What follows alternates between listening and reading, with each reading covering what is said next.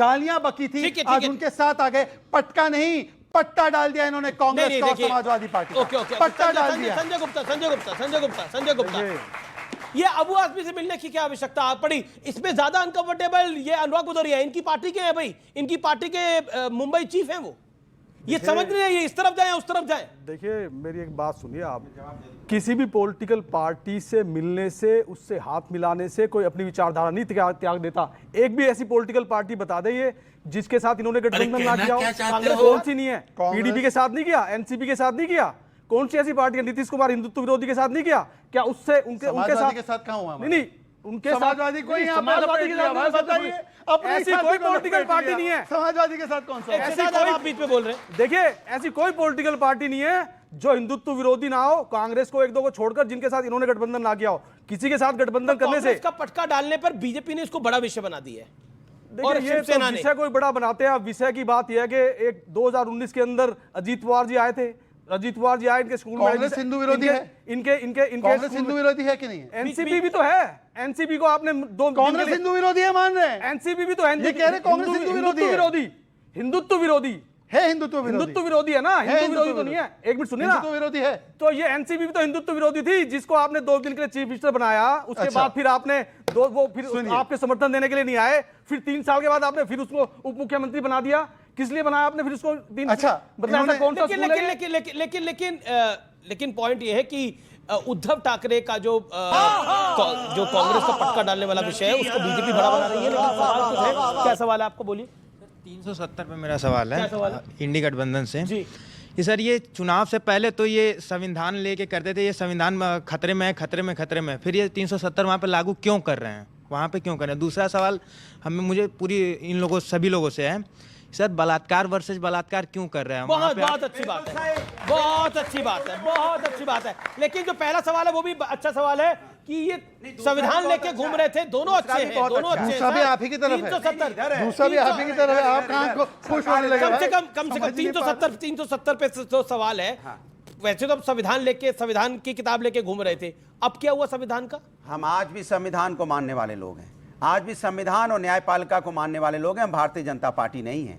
Bharatiya Janata party हर चीज अपने सुविधा अनुसार करेगी। संविधान में आरक्षण है, आरक्षण खत्म करने की अगर मंशा किसी के अंदर है, पल रही है, तो भारतीय जनता पार्टी पल रही है। आप आईएएस यूपीएससी के एग्जाम नहीं बिना दिलाए आप 45 लोग भर्ती करना चाहते थे। क्यों भर्ती करना चाहते थे? फिर लोग यूपीएससी की तैयारी क्यों करते हैं भाई? जब आप जब लेटरल एंट्री आप इनडायरेक्ट इंटरव्यू के माध्यम से भर्ती कर लेंगे तो फिर क्यों यूपीएससी की तैयारी हो रही थी? इसके मतलब आरक्षण छीनने की आपकी मंशा थी और आप अपने जैसे विचारधारा के लोगों को भर्ती करने की मंशा आपकी थी, तभी आपने 45 भर्तियां निकाली थी। बाद में हम लोग खड़े हुए संविधान की रक्षा के लिए, तब आपने वापस की। इसी तरह से आपको वापस करना पड़ेगा। सुन लीजिए कान खोल के, अग्निवीर योजना भी आपको वापस करनी पड़ेगी, ओल्ड पेंशन स्कीम भी आपको लागू करनी पड़ेगी। हम लागू करवा के रहेंगे।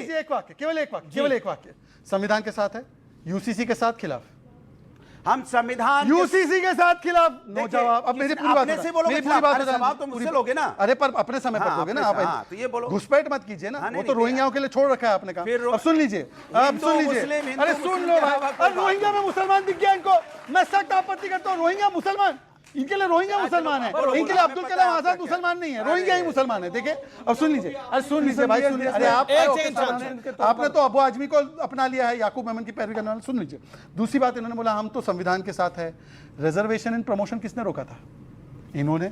इनसे पूछ लीजिए सबसे पहले रिजर्वेशन के बारे में 1961 से लेकर 1980 से 90 तक मंडल का विरोध किसने किया? गांधी परिवार ने। और आज उनके साथ बैठकर रिजर्वेशन पर ज्ञान बांट रहे हैं। अच्छा एक बार इनसे पूछ लीजिए, सुन लीजिए, ये लैटरल एंट्री के बारे में बोल रहे ना, मनमोहन सिंह कहां से आए? मनमोहन सिंह खुद लैटरल एंट्री है, मतलब ये बोल रहे मनमोहन सिंह एंटी रिजर्वेशन। सुन लीजिए। और आखिरी बात, शिवसेना के असली तो हमारे साथ है, ये तो नकली है, ये तो फर्जी है। इनका चेक करना पड़ेगा, इनका चेक करना पड़ेगा, इनका सर्टिफिकेट चेक करना पड़ेगा। अरे सुनिए, अरे सुप्रीम कोर्ट ने बोल दिया हमें। एक समय वो था 2019 तक जब हम एक स्वर में एक साथ बोला करते थे। जी। और जिस मुख्यमंत्री पद के लिए इन्होंने अपने 30 साल पुराने साथियों को छोड़ दिया, वो मुख्यमंत्री पद इन्हें आज भी नहीं मिला महाराष्ट्र में।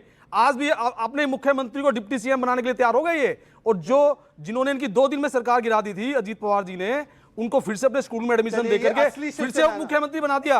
और ठाकरे परिवार को आज ये जिन्होंने 30 साल तक सत्ता के साथ समझौता किया, उनको मुख्यमंत्री देने के लिए तैयार नहीं है। ऐसा क्यों? मतलब आप आज ही हमें कह रहे हैं नकली हैं। लेकिन एक मराठी मानुष एकनाथ शिंदे सीएम है, आपको बुरा लग रहा है वो? नहीं, हमें ये बुरा नहीं लग रहा। बाला नहीं लग रहा? अबे साले, तभी मेरा माफ करना, अब गुस्से में कुछ बातें ऐसी हैं, जैसे बाला, हमारा शिवसेना का एक ही एजेंडा था, बाला साहब ये चाहते थे एक शिव सैनिक जो है वो महाराष्ट्र का मुख्यमंत्री हो, उनका ये सपना था हमेशा से ही। तो जिस तरीके को उन्होंने अपना, उस तरीके से हम खिलाफ हैं। वो तो बाला साहब तो